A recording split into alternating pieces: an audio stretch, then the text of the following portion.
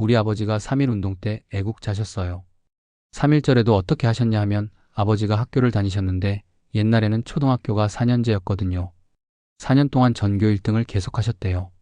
그런데 학교 교장이 일본 사람이었어요. 그 교장이 아버지를 보며 나는 아들이 없으니 너를 내 아들로 삼겠다라고 항상 말했다고 해요. 그런데 3.1 운동이 일어나자 학생 대표로 앞장서게 되었대요. 그러다 결국 붙잡혀서 감옥에 갇히셨대요. 아버지는 항상 그 이야기를 하셨어요. 유관수는 서대문형무소에서 죽었고 나는 공주형무소에서 살아나왔다라고요. 아버지가 체포되었을 때 그 시절에는 교과서가 지금처럼 1학기, 2학기 나뉜 게 아니라 6학년 과정까지 한 권으로 묶여서 아주 두꺼웠대요. 아버지는 양복 조끼 안쪽을 파서 그 책을 넣고 다니셨고 졸업할 때까지 그렇게 하셨대요.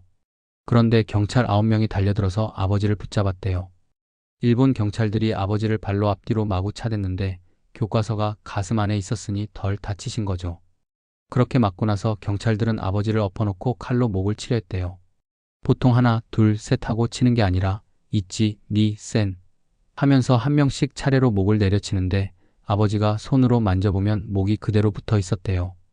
그런데 9번째 경찰이 갑자기 아버지의 다리를 벌려서 이쪽으로 빠져나가라라고 했대요. 그 경찰이 너 같은 똑똑한 사람은 죽이면 안 된다라고 말하면서 길을 열어줬다고 해요. 그렇게 해서 아버지는 기어서 도망쳐 숨어서 살아남으신 거예요. 아버지는 충청북도에서 3.1절이 되면 꼭 만세 삼창을 하셨어요.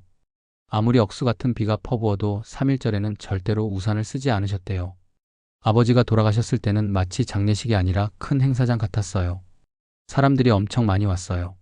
다들 호랑이 같은 어른이 돌아가셨다라고 하면서 학교 학생들까지 다 와서 조문을 했어요. 우리 아버지가 돌아가셨을 때 정말 엄청났어요. 그런데 사람이 죽어도 이름은 남는 법인가 봐요. 3.1절이 되면 학교에서 아버지 이야기를 해달라고 해서 항상 아버지가 직접 겪은 역사를 기록으로 남기곤 했어요. 우리 아버지는 참 똑똑하셨는데 나는 이렇게 무식하게 이 동네에서 살다가 죽을 거예요. 나는 농사나 짓고 있지만 크게 신경 쓰지 않아요. 아버지가 돌아가시고 나서도 3.1절에 비가 퍼부으면 우리 언니들이 우산을 가져가 받쳐드리려 했지만 아버지는 절대 우산을 받지 않으셨대요. 아버지는 해방 후에 공무원도 하셨어요. 처음에는 학교 선생님으로 발령을 받으셨고 제국 정치 시절 공무원 생활을 하시다가 돌아가셨어요.